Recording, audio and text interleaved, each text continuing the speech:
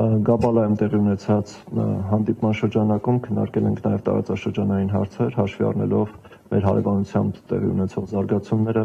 Ըստ էության երկու կողմերն էլ միակարծիք են, որ մի կողմից ուկրաինայական պատերազմը, մյուս կողմից Իրանի շուրջ զարգացումները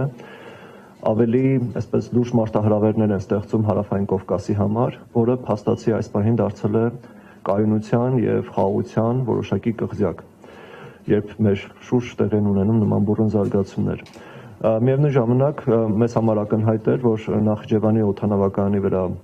հարձակումից հետո ադրբեջանական կողմի մտահոգությունները ավելի են սրվել այս ուղղությամբ եւ առնվազն արձանագրվել է, որ եւ Հայաստանի եւ Ադրբեջանի շահերից է բխում, որ տվյալ հակամարտությունները չընդլայնվեն տարածաշրջանում եւ իրավիճակը հնարավորինս շուտ կարգավորվի։ Միևնույն ժամանակ քննարկում ենք ունեցել նաև թե տարածաշրջանային այս զարգացումները ինչպես կարող են ազդել թրիփի կյանքի կոչման վրա, հաշվի առնելով, որ իրանական ուղղությամբ զարգացումները դեռևս շարունակում են, Իսլամաբադի բանակցությունները ըստ էության տապալվեցին, բավական մեծ է անորոշությունը, թե ինչպես կզարգանա իրավիճակը եւ ինչ հետևանքներ այն կունենա տարածաշրջանի համար։ Ուշագրավ էր նաև այն հանգամանքը, որ ադրբեջանական կողմը բավական հստակ ուղերձ հղեց, որ իրենց ընկալմամբ Հայաստանը եւ Ադրբեջանը անվտանգային առումով մեկ նավակի մեջ են գտնվում եւ տարածաշրջանային մարտահրավերները ընդհանուր են, հետեւաբար պետք է գնահատել նաեւ ներկայիս իրավիճակը եւ փորձել այն ամրապնդել։ Միևնույն ժամանակ կար նաև այն կարծիքը, որ ներկայիս մակարդակը երկու երկրների միջև հարաբերությունների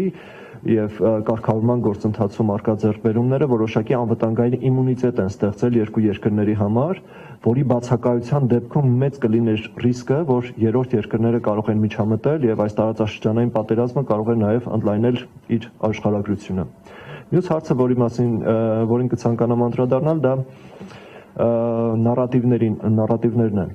Հանդիպման ընթացքում մենք բարձրաձայնել ենք նաև ադրբեջանական պետական լրատվամիջոցներում շրջանառվող հակահայկական նարատիվների հարցը։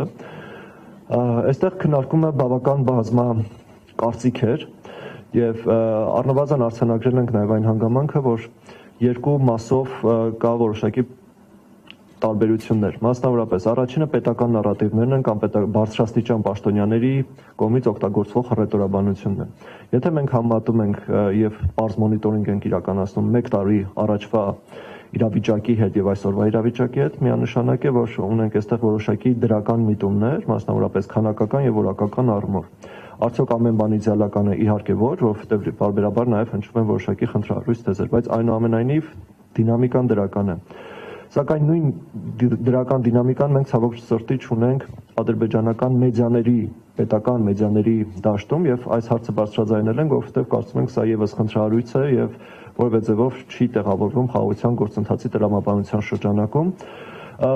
Հետաքրքիր էր նաեւ այն հանգամանքը, որ իրենց կողմից ընդունվեց, որ կան նման խնդիր եւ միևնույն ժամանակ նշվեց, որ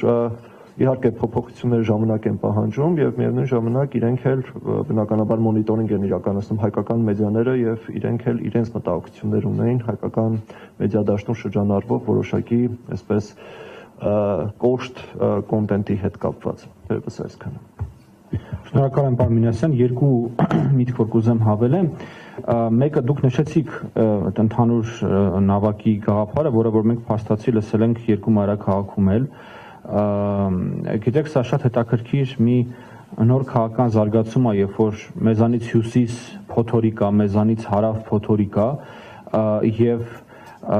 եթե մենք այս խոսակցության մեջ ներառենք նաեւ Վրաստանը, ապա մի իրավիճակ է ստեղծում, երբ որ 3 հարավկովկասյան հանրապետությունների ինքնիշխանությունը, ապագան, կայունությունը, անվտանգությունը ինչ որ առումներով դառնում է փոխադարձորեն իրար հետ կապված մեծություն։ Ինչպես դա ըստ էության եղել առաջին հանրապետությունների ժամանակ, երբ որ առաջին հանրապետությունների իշխանությունները ուղղակի չգիտակցեցին, որ իրանց ինքնիշխանությունները, իրանց անկախությունները, իրանց անվտանգությունները փոխադարձորեն կապված են միմյանց հետ թելերով։ Հիմա կարծես թե դա փոխվում է եւ իդեպ մի այստեղ կարեւոր միտք եմ նաեւ ուզում առաջ քաշել, դուք հիշում եք անցած տարի տեղի ունեցավ 3 հանրապետությունների փոխարգործնախարարների մակարդակով կոնսուլտացիա, որը բավականին մեծ ողջավորություններ առաջացրել բոլոր 3 երկրներում փորձագիտական համայնքի մեջ եւ կարծում եմ ու դա քննարկվել է նաեւ, որ շատ կարեւոր կլինի, որպեսզի այդ ֆորմատի շարունակությունը մենք տեսնենք։